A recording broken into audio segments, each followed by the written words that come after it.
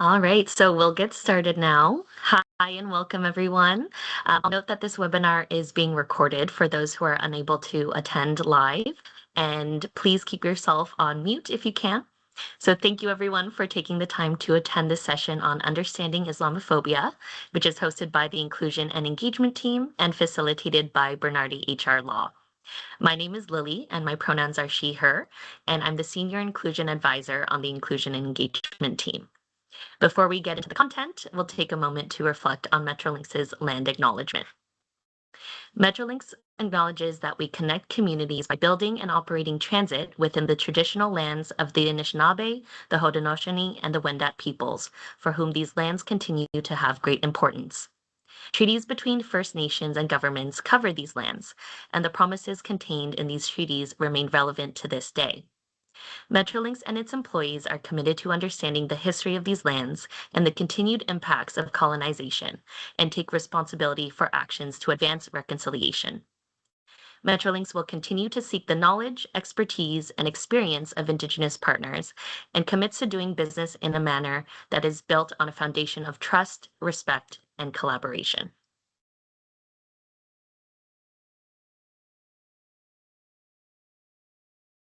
And you can move to the next slide. Thanks. So presenting today is Suhaib Ibrahim from Bernardi HR Law. He's an experienced lawyer and workplace investigator with expertise in investigations on discrimination and harassment, workplace violence, and thought leadership. A warm welcome and big thank you to Suhaib for joining us today, and I'll pass it off to you now. Thank you, Lily, and welcome everyone to our Understanding Islamophobia session. As Lily mentioned, I'm a lawyer and workplace investigator at Bernardi Human Resource Law, and I'm very pleased to be speaking with you today about Islamophobia. So my work typically involves looking into past incidents of harassment and discrimination. And as a lawyer, I'm also looking at past disputes and looking how to resolve them, reach a settlement, or get a judgment. So a lot of the work that I do is retrospective. It's looking backwards. And so whenever I get a chance to train, I definitely treasure it because it's a chance to look forward. It's a chance to learn and grow. And so I always appreciate opportunities to deliver training such as these. And I feel that we best learn in training when we discuss matters and we have a very lively discussion. Today we have about an hour, and because there are so many of you, which I'm happy to see, we won't be able to have discussions as we normally do in our trainings. But we do have two functions that could help us assist in having that at least sharing of knowledge, and that is the chat function. And also we have a Q&A tab and function if you look at the bar, typically at the top of your screen. So if you have any comments or if you have any questions that you'd like to ask, feel free to use the chat function. It helps me gauge whether the material is resonating or not. And sometimes I'll stop and address matters if I see it necessary.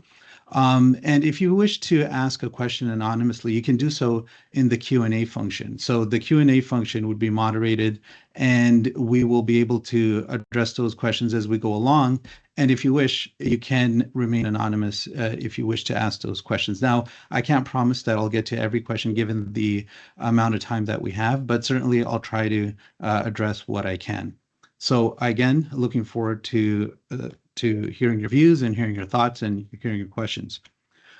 Before I begin, I do want to offer this notice about anything that could be emotionally triggering. We will be speaking about Islamophobia. I'll be giving you some examples, and so there may be some topics that could trigger, personal trauma or bullying or harassment. And so I do encourage everyone to be sensitive and empathetic and mindful. And if you feel particularly triggered by any of the content, please reach out to HR. You also have Employee and Family Assistance Program, which is available for additional support. And I understand that the inclusion team will share the EFAP link in the chat sometime today, and I will also share it on screen at the end of the session. So what will we be covering today? So first, we're going to delve into understanding Islamophobia. So what's the definition of Islamophobia? What are some examples? Where does it appear in society? And then we're going to speak a little bit about workplace accommodations, particularly related to religion generally, and specifically Islam. And lastly, we're going to speak a little bit about allyship and taking action. So throughout the course of the day, we're going to be relying on slides, and we'll have a quiz and or a poll rather. And I'll also be speaking to examples. And I just want to provide just also another heads up that the examples that I use are not particular to any organization. And although they may be common, they're not particular to METROLINX. So let's jump into the definition. So defining Islamophobia. So to begin, I'm not a fan of the term Islamophobia. And I think if you've been following the media, you may have come across comedians and commentators that have pointed out that calling it a phobia can minimize the seriousness of the anti-Muslim hate, right? So when we think of phobia, we typically think of irrational fears like arachnophobia or claustrophobia, fear of spiders or fear of enclosed spaces. And so to many, the term kind of minimizes the effect that it can have. And similarly, when we look at the historical basis of Islamophobia, it may have been largely due to fear of the unknown, fear of Muslims, particularly in Western countries like Canada. But over time, that fear has developed into hate, bias, and systemic discrimination. So it's more than just a phobia. When we look at defining what it is, we have many definitions that are available. In Ontario, we typically rely on the definition provided by the OHRC. So that's the Ontario Human Rights Commission.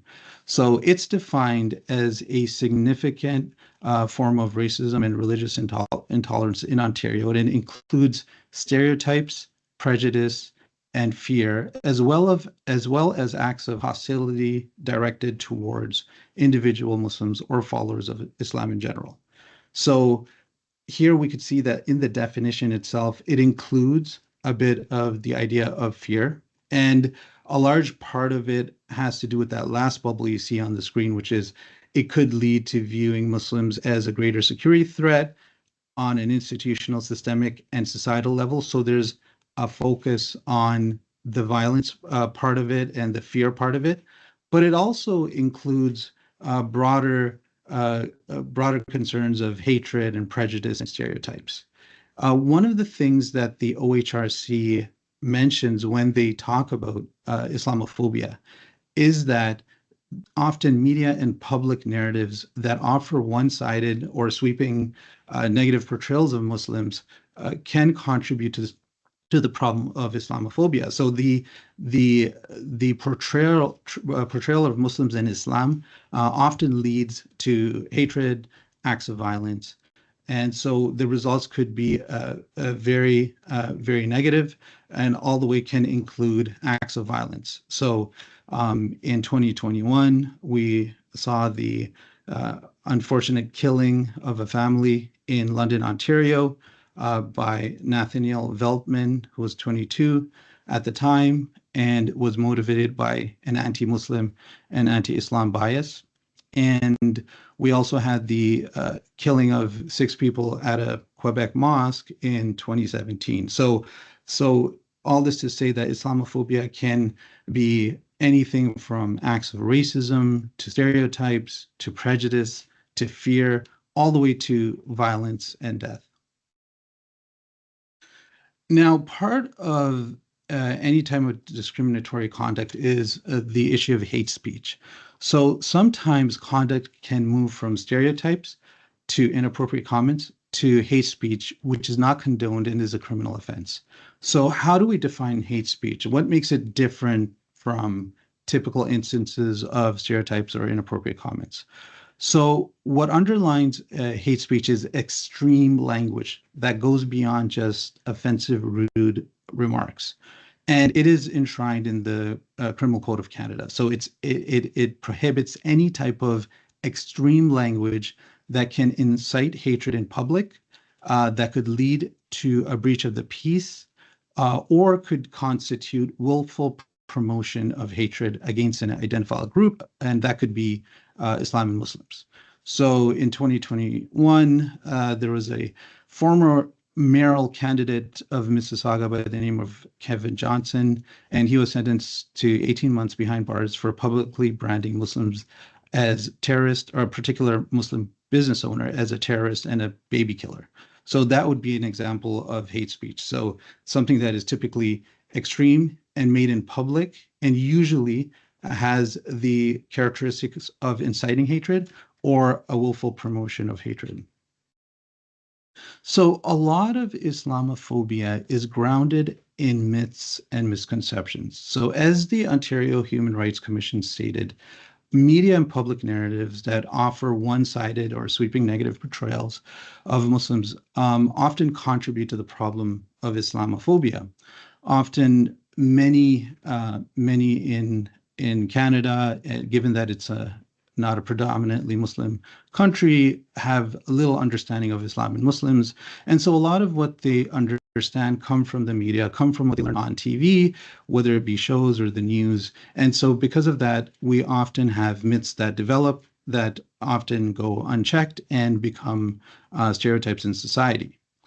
So one of the myths is that, Islam is a monolithic culture, that it is one group of people. And the assumption often follows is that all Muslims are the same, or they think the same way, and can be judged with a single broad brush. And of course, this is, in fact, an error and problematic, given the fact that there are so many Muslims in the world that live in numerous countries. And just in terms of numbers, they constitute 1/4 of the global population. So there are 2 billion Muslims worldwide. And in Canada, there are about 1.8 million Muslims. So given this scale and diversity, it would be inaccurate to say that, all Muslims are the same or are identical or belong to one group. And in 2021, there was a Stats Canada calculated that there's about 60% of Muslims in Canada are born outside of the country, and they come from predominantly 10 different countries. And there's also a growing number of second generation Muslims like myself and others, and young people who are engaged in social justice and other matters while remaining committed to their faith. So again, to broadly paint all Muslims as the same would be problematic and not accurate. A more dangerous common myth is that Muslims and Islam promote violence or are violent. And much of the phobia part of Islamophobia comes from this stereotype, as I mentioned earlier, particularly earlier when the term was developed. So it's this idea of the other, it's this idea of trying to deal with something we don't know about or we don't know enough about, and then fearing that. And now this idea that Islam promotes violence or is itself violent is particularly perplexing to many Muslims, especially like myself, who see that Muslims are often the victims and not the perpetrators of violence. So in reality, Muslims have been disproportionately affected by violence around the world. So there was a study done by the Brown University called the Cost of War Project, and it estimates that post 9/11, there have been over 4.5 million deaths in conflict zones like Iraq, Afghanistan, Syria, and Yemen, many of these countries being predominantly Muslim countries. And Muslims continue to be subjected to war crimes and genocide, starvation, etc. And so that's around the world. Now, at home, when it comes to terrorism and domestic terrorism, Muslims have been the victims of terrorism more than they have been the perpetrators of it. So if you think about, as I mentioned earlier, the Quebec mosque shooting, the London, Ontario attack that killed a Muslim family, These tragedies actually outnumber instances of Muslim perpetuated violence. Now, of course, there are Muslims who commit violent acts, just as people from all backgrounds do, but it's very unlikely that the Muslims you meet in your lifetime are violent. And so when you look at it from a broader perspective and arguably and more accurate perspective, despite the media coverage, Muslims, organizations, and religious leaders are actively involved in promoting peace, countering violent extremism, and encouraging interfaith dialogue. So it really goes against the myth that Muslims and Islam are inherently violent. Um, Another myth that we often come across is that Islam is particularly oppressive to women. Um, so, and this is also another kind of myth that has found its way, and likely largely due to media portrayals of women and Muslim women. And the idea here is that Muslim women are inherently oppressed, especially those who practice Islam, for example, and those that are visibly Muslim. So if they wear hijab. And this myth is based on faulty logic, if you think about it. So it assumes that because someone doesn't, for example, like covering their hair, anyone who does must be forced to. And so the idea is, well, if a Muslim woman covers their hair, then we all feel that, uncovering your hair is something that is freeing. And so therefore, by necessity, if you cover your hair, you must be oppressed. And the problem here is that the assumption strips any agency from Muslim women. So it kind of assumes that Muslim women are powerless, or they are motivated only because they're told what to do or what not to do. And it also suggests that Muslim women are a monolith. And as I mentioned earlier, there are diverse religious practices, there are diverse views, and there are diverse perspectives within the Muslim community itself. And it also raises another more underlying question is, how do you know that what you consider oppressive is actually oppressive? And so we'll speak about this later when we talk about lived experiences.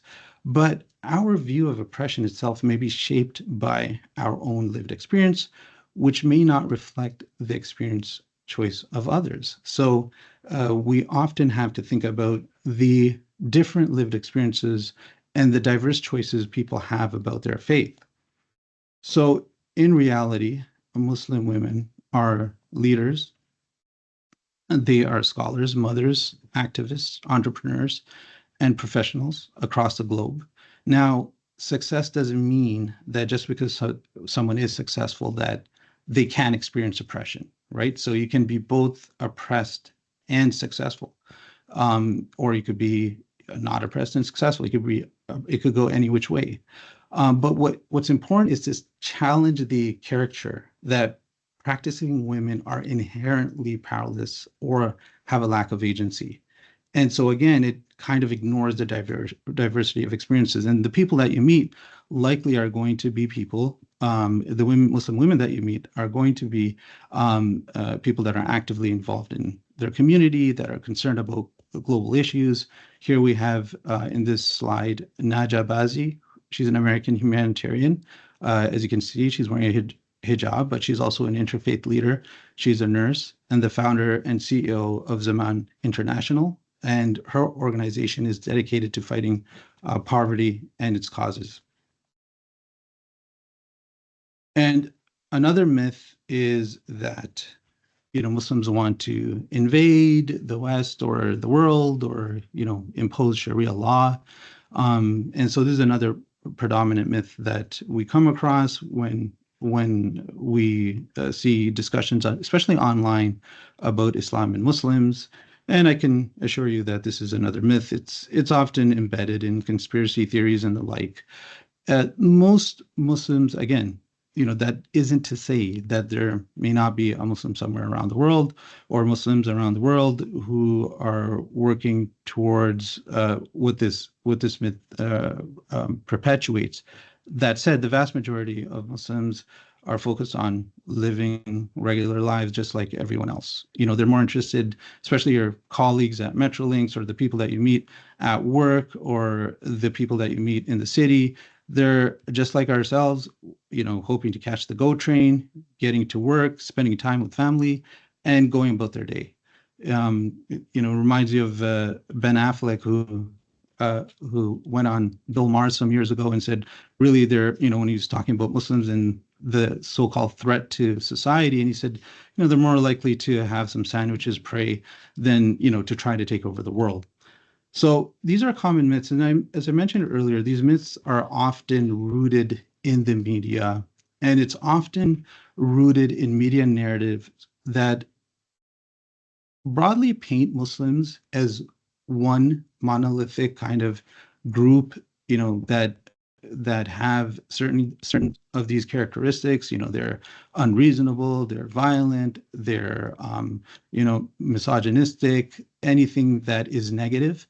And often these portrayal, because they're so widespread, they can really shape our perceptions even unconsciously. And so when we think about Islam and Muslims, we often have to counter these myths and stereotypes. So I know that we don't have too much time to delve into each myth, and I know that many people, even listening today, may still have some strongly held beliefs about Islam and Muslims. And I think we all would benefit if we ask ourselves, are those assumptions based on facts or on filtered narratives? And I think in an era where traditional media is being questioned and new forms of media are emerging, it might make sense for us to really re-examine those long-held assumptions. And it might be a good idea for all of us to learn more about Islam and Muslims, and particularly from sources that are reliable and from Muslims themselves, to understand really what Islam is really about. Now, I mentioned that so much of our understanding is affected by the media narratives and what we've learned in society. And part of the problem in recognizing Islamophobia is that it comes in very different forms. So it could come at the individual level, it could come at the institutional level, and it could also come at the social political level. So I'm going to try to address a lot of these. Now, the level that we're probably most interacting with on a daily basis would be the individual level, right? So on the individual level, many Muslims face Islamophobia through cyberbullying, hate speech, and social media platforms are often common spaces for spreading anti-Muslim stereotypes and misinformation. And similarly in public spaces as well, right? Especially Muslim women or Muslim men who are wearing religious coverings or are visibly Muslims. It could be that they have hijab on or they have the beard. They may experience a higher degree of verbal abuse, physical attacks, and harassment. Now, thankfully, those are less in number than the more subtle forms of discrimination and Islamophobia. And so oftentimes microaggressions are very common. It could be everyday insensitive comments, stereotyping, kind of exclusionary behavior, and these often contribute to a very hostile environment. So when we think of some of the things that go on online, we see very hate-filled things often said, such as the two posts that I've put up here on the slides. And, people often say things behind a keyboard that they will never say in person. And so we see an increase in online comments that are Islamophobic. And this is part of the view of Islam that, and as I mentioned earlier, that is predominant, that is often negative, as portrayed in the media, and often, trickles down into society. And so there was a stat or a poll done by the Canadian Heritage, and you can find it on Canada.ca. And what we find here is a percentage of Canadians who find Islam unfavorable. It's well over a third for most provinces, half in Quebec, 40% in Ontario. And so as we can see that even if some myths are not held, the idea of viewing Islam or Muslims as favorable or not, there is still quite a significant portion of Canadian society that views it as not. And part of this has to do with global global issues and incidents that happen, right? So more recently, there's been an increase in hate crimes due to global conflict, particularly since October 7th, and due to the conflict in Gaza. So Toronto Police Services saw a 1,600% year-over-year rise in anti-Palestinian and Islamophobic hate crimes between October 7th and November 2023. If you look at the stats when it comes to uh, some of the stats that we've seen in recent years, we see a sharp rise in 2023 and 2024. So you could see a jump in in hate crimes related to Islam and Muslims in Toronto from 2023 and 2024. So we have 27 incidents in 23, 26 incidents in 2024, and only 11 incidents the year before. I shouldn't say only, but much less significant in numbers than in 2023. So when I speak about microaggressions, what do I mean? We know what an aggression is, or an aggressive conduct. Maybe something like what I mentioned earlier about what Kevin Johnson mentioned about a local Muslim entrepreneur. And so those are the overtop things that we might see in the news that might make its way into court. But we also have what we call microaggressions. So these are things that kind of could fly under the radar. It may not, make its way into the news, but these are the little things that kind of add up and could be very debilitating to people. There are comments that assume often the myths that we've been speaking about, right? So here on the screen, you see something like, do you condemn, right? It could be, do you condemn Hamas? Do you condemn October 7th? Do you condemn terrorism? Do you condemn ISIS? Do you condemn Al-Qaeda, right? And the idea here being that, the assumption is that, hey, Muslims are typically violent and or generally violent. So let's see if you're not one of them, because maybe you're a bad one or you're a good one, but I need to know. So I need to ask you if you're going to come out and condemn things. And we typically don't do that I hope we don't do that to any other group, right? Like you don't go to somebody and say, hey, do you condemn XYZ? Because I want to know if you're one of them, right? Similarly, who makes you wear the hijab? This again goes back to the myth that, Muslim women are oppressed inherently. And so it relies on that myth to say, well, the question itself assumes that the person is oppressed. So why would you ask that? So we see things like that coming up more and more in workplaces, unfortunately.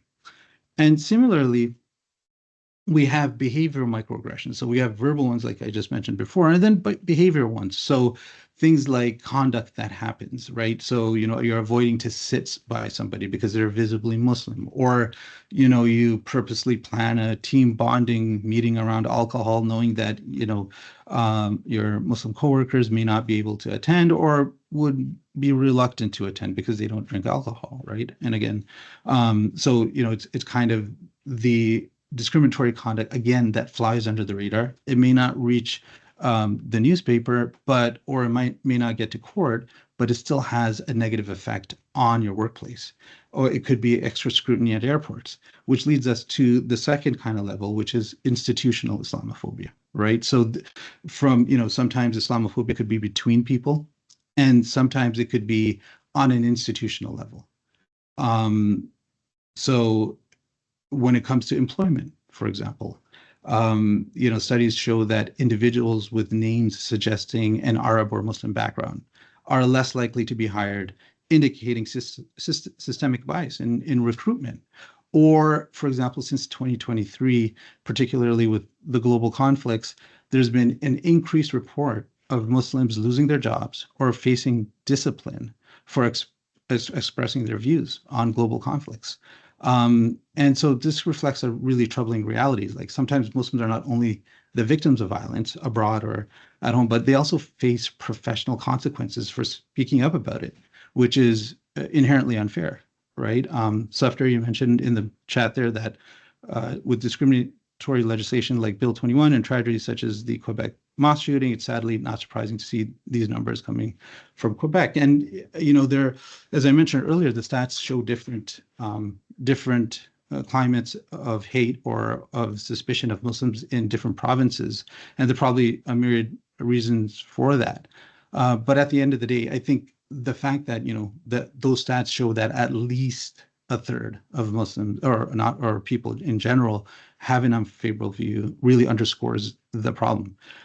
These discriminatory policies could be, related to security or surveillance, right? So Muslim communities are disproportionately targeted by surveillance initiatives and usually it's under the guise of national security. So there's a personal, institutional, and also social political. So a common theme that I've been talking about is, again, portrayal, right? How Muslims are portrayed. And oftentimes the portrayal is sensationalized. There's biased reporting, which can perpetuate negative stereotypes and fuel Islamophobia. Again, thankfully, to the liberalization of the media, I think that is less and less the case, but it's still there, right? I mean, it's no longer that, especially young people are getting their news from one or two outlets. It's, through podcasts, it's through YouTube, and they're having an appreciation for different worldviews, which I think is a good thing. And also there's also political rhetoric too, right? So when we hear, especially south of the border, very negative things said about Muslims, political figures and parties that may use anti-Muslim rhetoric to exploit fears and garner support, that also marginalizes Muslim communities.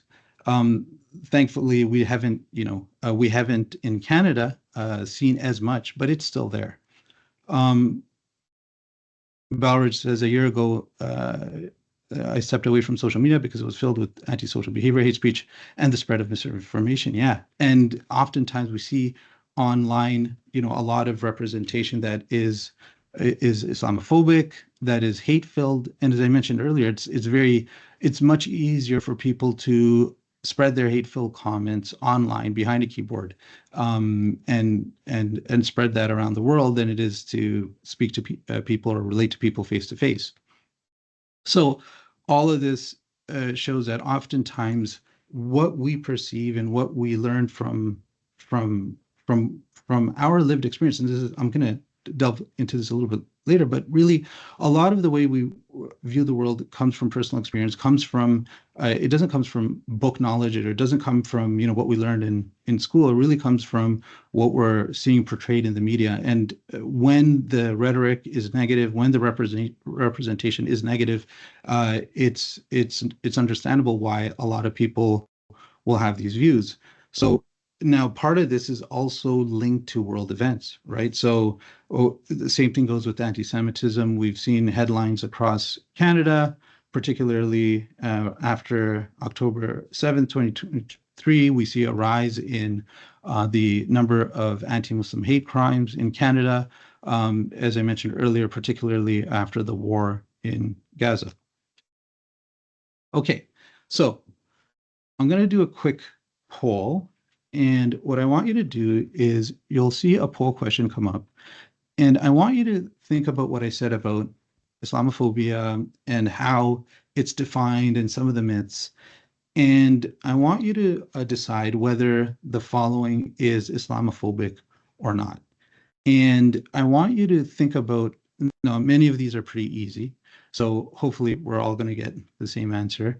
But what I want you to think about is why they're Islamophobic as well. So what kind of stereotype or what kind of myth does it draw upon?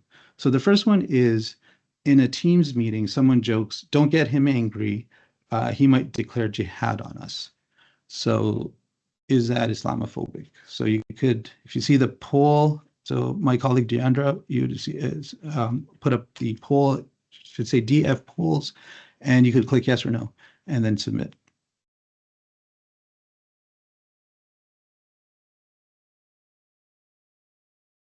All right, so 98% say yes, and 2% say no.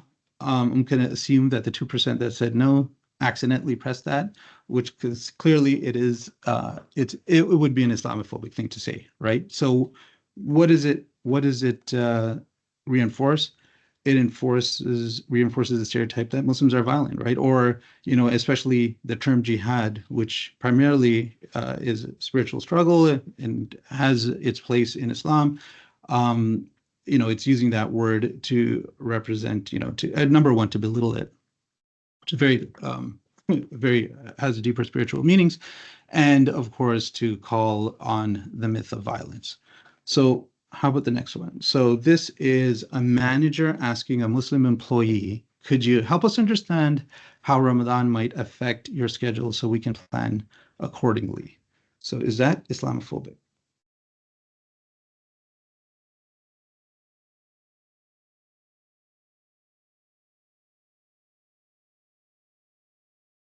All right. So that wouldn't be Islamophobic. I mean, I'm hoping it wasn't asked in a sarcastic way. And if it's asked, to inquire, for example, for an accommodation, then in fact, not only is that not Islamophobic, it might be encouraged and at some point called upon by an employer to do that, right? So, under the Ontario Human Rights Code, employers are legally required to accommodate religious practices. And we'll speak a little bit about more about accommodation in a bit.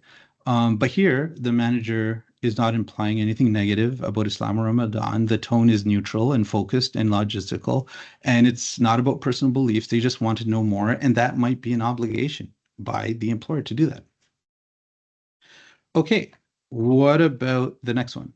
So during scheduling, a manager comments, wow, another Muslim asking for a day off.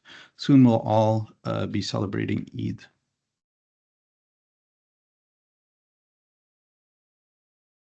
All right, we got. Oh, this was almost unanimous, but not quite.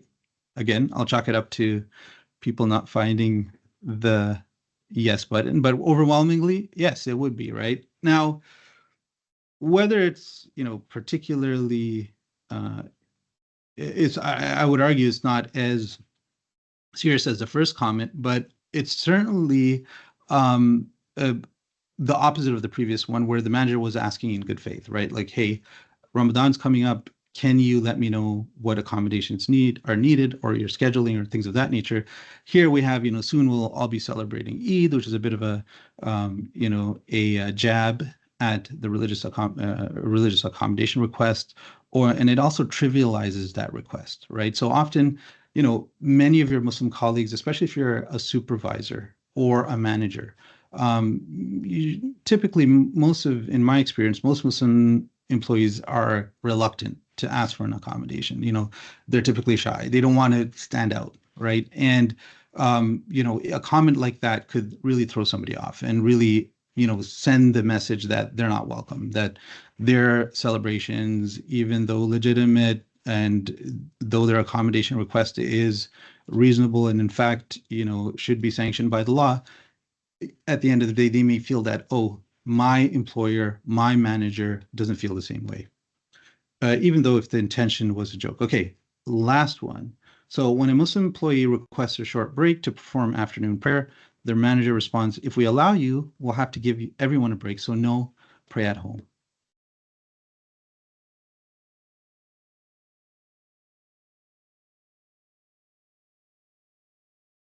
Omer says he would love to know more about religious accommodation, and that's actually the next topic. So I'll segue into that.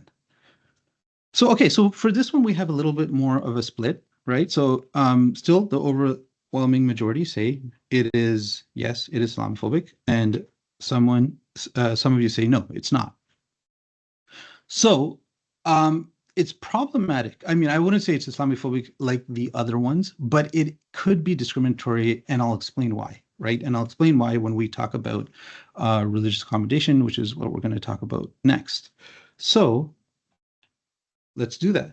So, as you know, the Ontario Human Rights Code, it obligates that employers are legally required to accommodate employees' religious and creed-based needs, unless doing so causes undue hardship, right? So So typically what the Ontario Human Rights covers are about 16 grounds, especially when it comes to employment.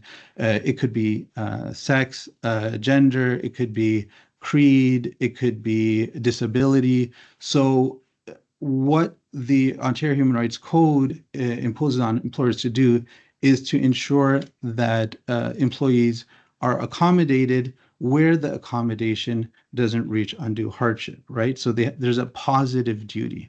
So what that means is organizations and employers are expected to make reasonable adjustments to rules and policies or practices to meet the needs of employees with creed-based beliefs.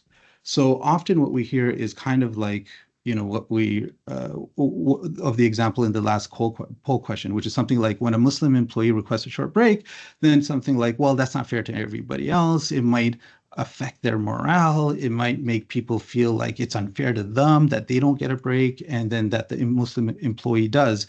And what the law says is that organizations and employers have to accommodate to the point of undue hardship. And what that means is that considering, for example, the costs of the request, whether there's outside sources of funding or if there's a health and safety requirement. So, for example, if there is an organization that requires employees to wear protective gear like PPE, and they require helmets, and or they require a shaved face because they have to put, like firefighters, a mask on their face for oxygen, and the employer can't accommodate because that's a safety concern that overrides the accommodation request, then that is understandable and constitutes undue hardship. But something like mere inconvenience, like, oh no, if I have to give you a break, then I have to reschedule the meeting, something like that would not constitute an undue hardship.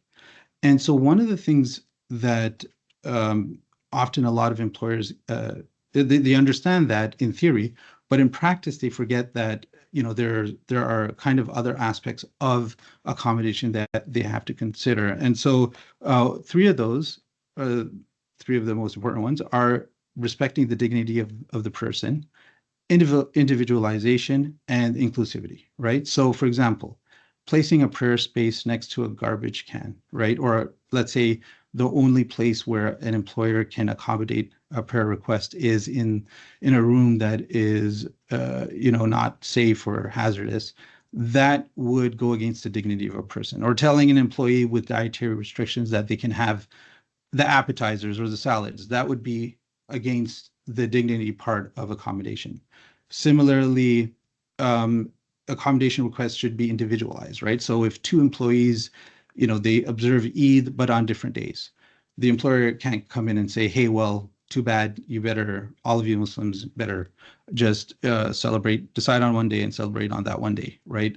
So again, the accommodation must reflect their specific circumstances. And tribunals and courts do not look at whether a belief according to a religion is correct. It's really about what's sincerely held, right? So they don't delve into whether or not this is the official religious belief of that religion. It typically looks at the person's belief and whether it's sincerely held.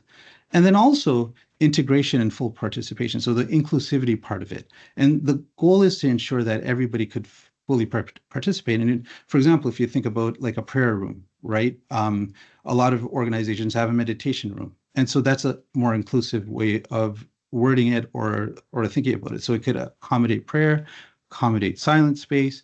It could accommodate meditation rather. And so it could fit different categories. And so when employers look at it, they often have to look at it through this lens. So it's not a simple, okay, you wanted this, well, here you go, you better take it, right? Often what's required is a good faith back and forth between. Now, when it comes to Islam and Muslims, typically a lot of the accommodations focuses around the religious beliefs. And so it could be, for example, prayer space or time. Practicing Muslims pray 5 times a day. Two or maybe three of those prayers could, depending on the time of the year, occur during work hours, time off for religious holidays, dietary accommodations, and modifications to dress code, as I kind of mentioned earlier. Now, there are both responsibilities on employers and employees when it comes to requesting accommodations, right? So from the employees, so it's not without that both parties have a role to play, right? So it's not just that the employer has a role to play, the employee also has a role to play as well. So from the employee side, they are usually tasked with proactively requesting the accommodation, explaining the need, and providing relevant information. You see up there, cooperate with experts. That's typically for things like disability, but it could also occur in things like, accommodation requests based on religion or creed. But at the end of the idea here is that the employee must open up the lines of communication in good faith and work with their employer. Now, a very important point is that the accommodation need not be perfect. It needs to be reasonable, right? Considering the things that we mentioned earlier, like it should be dignified, individualized, and inclusive. It doesn't have to be perfect, though. Now, on the employer side, the employer has duties as well. So the employer has a duty to act in good faith. It has a duty to explore all reasonable options, maintain confidentiality, that's a big one, and also act in a timely manner. So it wouldn't be right for an employer to say, you know what, I'll figure that out later, and weeks and months pass by. Meanwhile, the employee has to, for example, has a dietary restriction that is not accommodated for all those weeks and months. Or, let's say there is a request made and it doesn't really need to be publicized or advertised to everybody. Then if that's the case, then there should be no reason why that accommodation is informed or made informed to everybody in the office. So I know you had a lot of comments, so I'm just going to read through a couple. So intermittent fasting and fasting during Ramadan are not comparable. So yeah, so it's not comparable, but one thing I would say, I'll mention this later, is that, just in terms of lived experiences, when I grew up, for example, fasting was like really weird. If I mentioned fasting, I think a lot of people would be like, what's that all about? And I think the mere fact that now fasting has become more acceptable as a health benefit or a health practice, really affects our lived experience. And this is how, as I mentioned earlier, we look at the world through our own experiences. And so now it's less weird to even mention fasting. Now it's more really about, whether it's for religious reasons or not.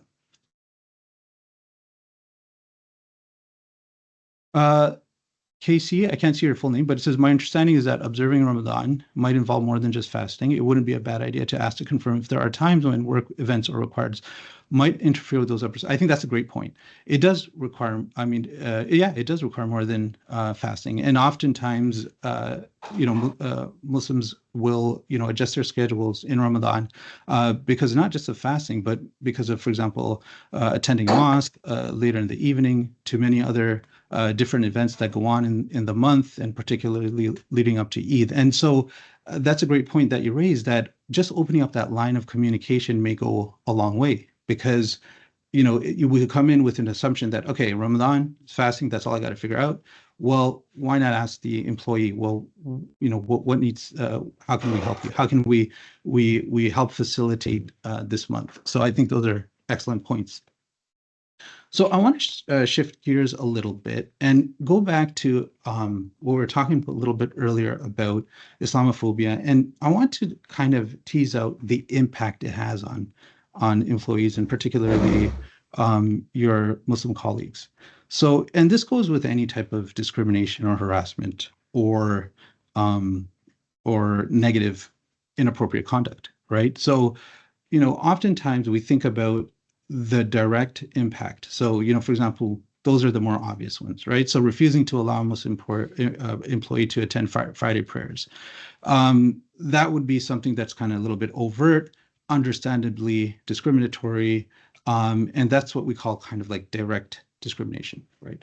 But what's also often subtle and kind of flies under the radar are the subtle harmful practices that this might seep in. For example, purposely scheduling all staff meetings only on Friday afternoons, or or during, having a conference during Eid prayer. I mean, to the extent that we could, it's best to kind of avoid that, right? So that we avoid indirectly allowing people not to participate. So a practice that we have at our firm is that we look, before the year begins, if we're going to make any big events for the firm, let's say it's a retreat or a conference, we try to ensure that sorry, I'm just hearing a little bit of feedback, and I'm assuming somebody does maybe put their mic on without mute, but if you can kindly just put it on mute, it might be helpful to everybody.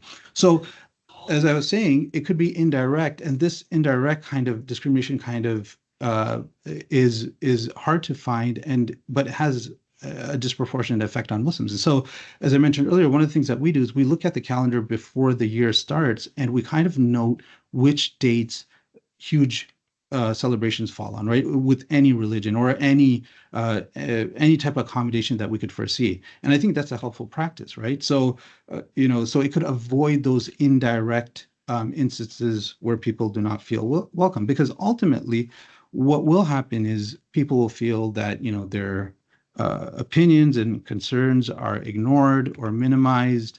They may feel excluded, and they can feel unsafe.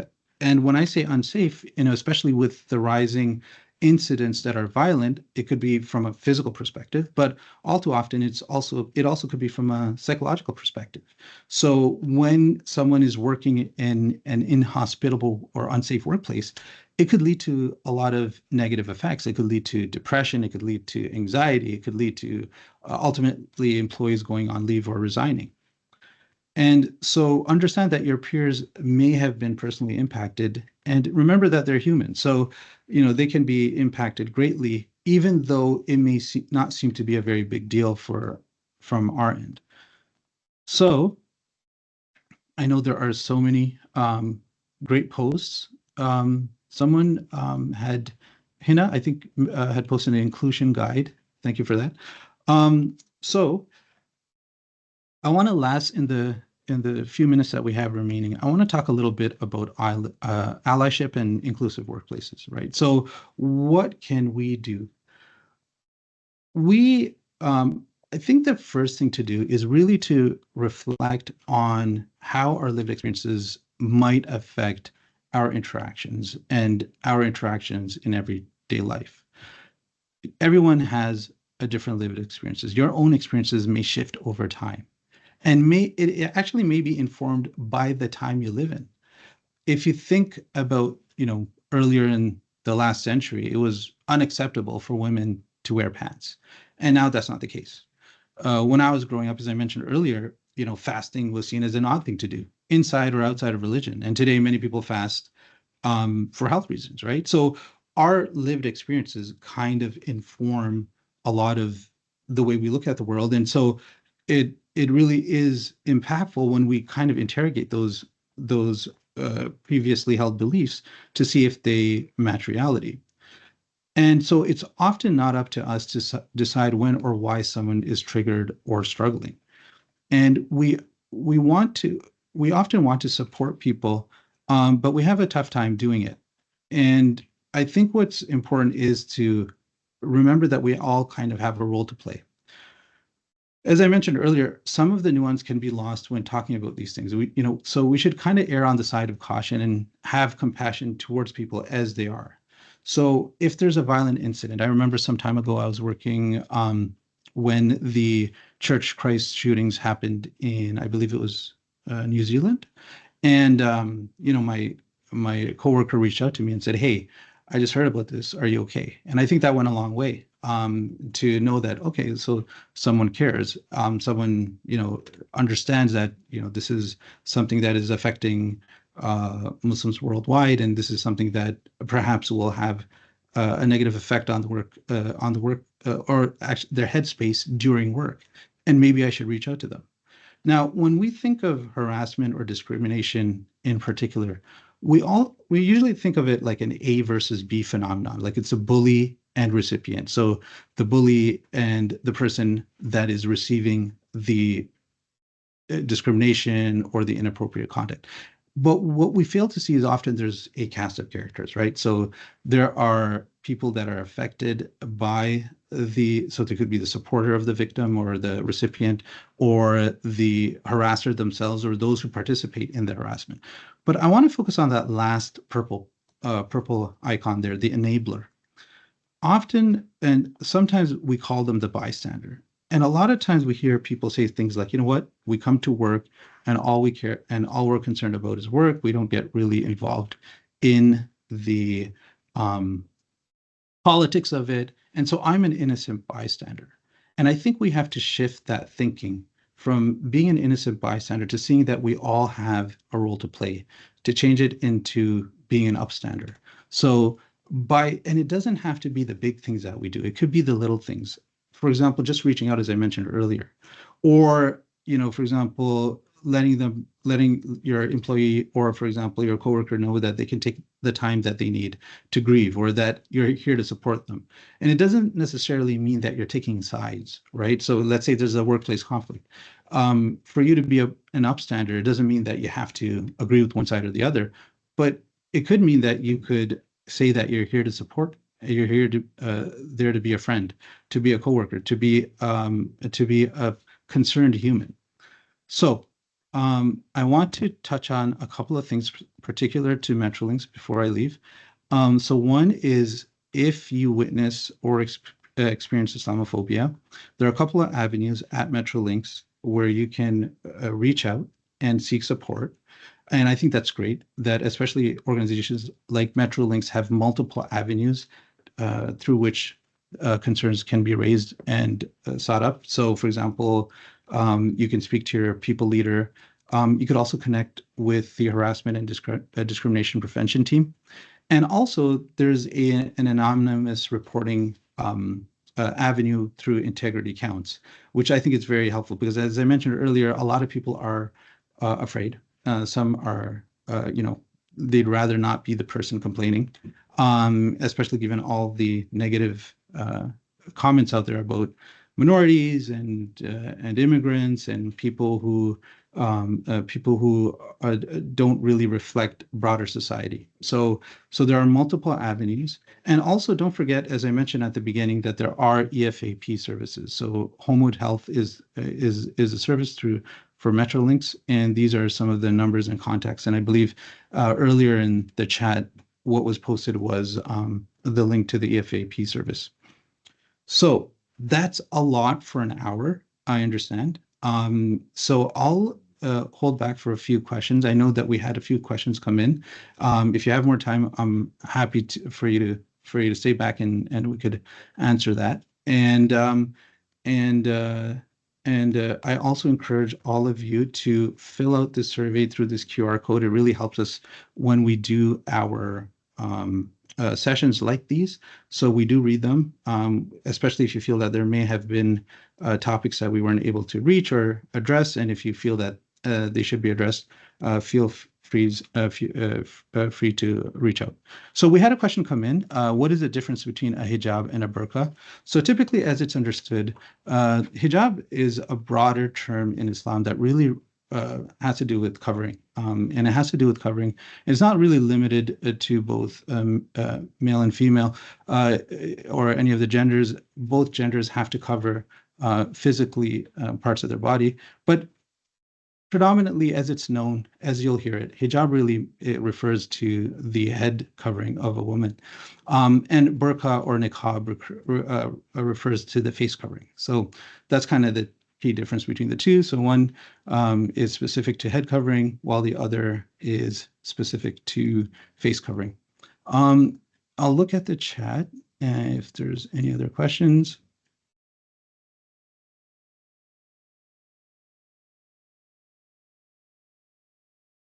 I think there are many non-Muslims that engage in hatred towards Jews. To think that Muslims, whether a few or all, would in itself be problematic. I mean, yeah, that's right.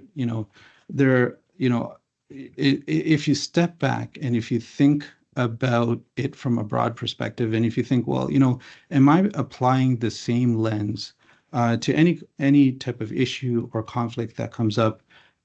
If I apply it to Muslims, am I applying it to other religions, right? And again, maybe that's informed by what we've learned in the media or by our own lived experiences. And I think oftentimes it doesn't really stand up to scrutiny, right? So whenever we see unfair assumptions, unfair biases, it's usually likely because we're either consciously or subconsciously taking sides and not seeing blind spots in our arguments, right? And I kind of went over some of those when it comes to the myths of, for example, Muslim women being oppressed or violence. So I think that's everything. We also have we put the survey link in the chat. If you see it with Mex at the very end, if you, but otherwise, that's all the time that I have. Thank you so much for attending, and I'll hand it over to Lily. Thank you so much, Zahi, for this very informative session and answering the questions. And thank you, everyone, for joining us today. As mentioned, the session is recorded, so we'll share that on our EDI Viva Engage post about this webinar once it's available. And yes, Mexa has shared the feedback survey link in the chat. A reminder that many EDI tools and resources are available if you're interested in learning more, including trainings and our inclusive workplace guides. So I've shared those links in the chat as well. So thank you so much for attending and hope everyone has a great day ahead. Take care.